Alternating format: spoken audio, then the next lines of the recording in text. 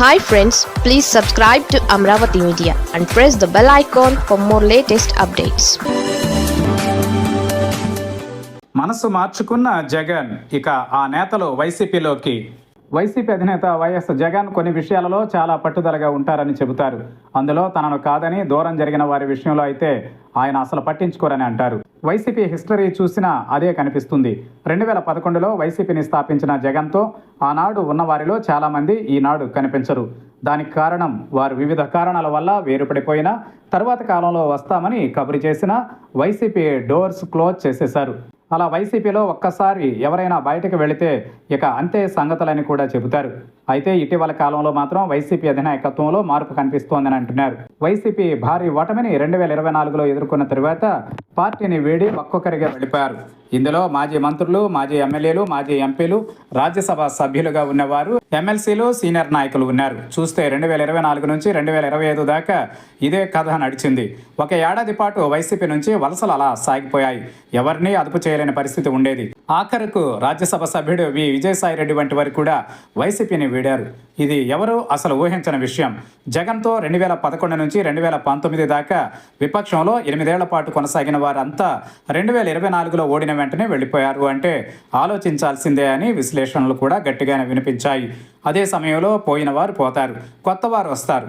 రాజకీయాలలో ఇది సహజమని వైసీపీ నేతలు కూడా అంటూ వచ్చారు. ఇక ఏపీలో వైసీపీ నెమ్మదిగా యాక్టివ్ అవుతోంది. జగన్ కూడా పశ్చిమ గోదావరి జిల్లాతో మొదలెట్టి జిల్లా టూర్లకు శ్రీకారం చుడతారని అంటున్నారు. మరోవైపు ప్రభుత్వం మీద వ్యతిరేకత ఉందని, వచ్చే ఎన్నికలలో వైసీపీ విజయం ఖాయమని జగన్ నుంచి అంతా గట్టిగా చెబుతున్నారు. ఏపీలో మరో ఆల్టర్నేషన్ లేకపోవడం వల్ల కూటమి ప్రభుత్వం పట్ల వచ్చే ఏ మాదిరి వ్యతిరేకత అయినా తమకే టర్న్ అవుతుందని వైసీపీ గంపడాసులు పెట్టుకుంటోంది. దాంతోనే 2029లో తమ విక్టరీ ఖాయమని చెబుతోంది. మరో విషయం ఏంటంటే ఏపీ ప్రజలు ప్రతి ఎన్నికకు అధికారంలో ఉన్న పార్టీని దించేస్తున్నారు. దాంతో ఈ పొలిటికల్ ట్రాక్ మీద వైసీపీ ధీమాగా ఉంది. అయితే వైసీపీలో గత 2 ఏళ్లలో ఎవరూ చేరకపోవడంతో నీరసంగా ఉంది. ఒక విధంగా నిరాశలో కూడా ఉంది అని అంటున్నారు. ఇక చూస్తే మొత్తం 175 అసెంబ్లీ సీట్లలో సగానికి పైగా చూస్తే వైసీపీకి సరైన నాయకత్వం లేదని అంటున్నారు. పార్టీ పరంగా ఇన్ఛార్జీలను పెట్టి నడిపిస్తున్నా కూడా జనాలకు పార్టీని చేరువ చేయడంతో పాటు కూటమి మీద రాజకీయంగా పైచేయి సాధించలేకపోతున్నారని అంటున్నారు. దాంతో వైసీపీ ఆలోచనలలో మార్పు గణనీయంగా వచ్చిందని అంటున్నారు.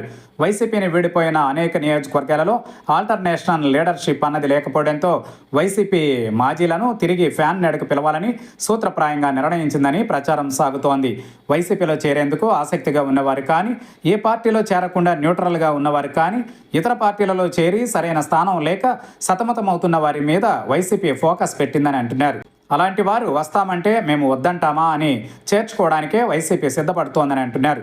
ఈ క్రమంలో ఒక మాజీ మంత్రిని పార్టీలో చేర్చుకోవడం ద్వారా తొలి బోణీని కొట్టాలని వైసీపీ చూస్తోందని అంటున్నారు. మరి వైసీపీలో వెల్కమ్ చెబితే చేరే నేతలు ఎవరన్నది చూడాల్సి ఉంది.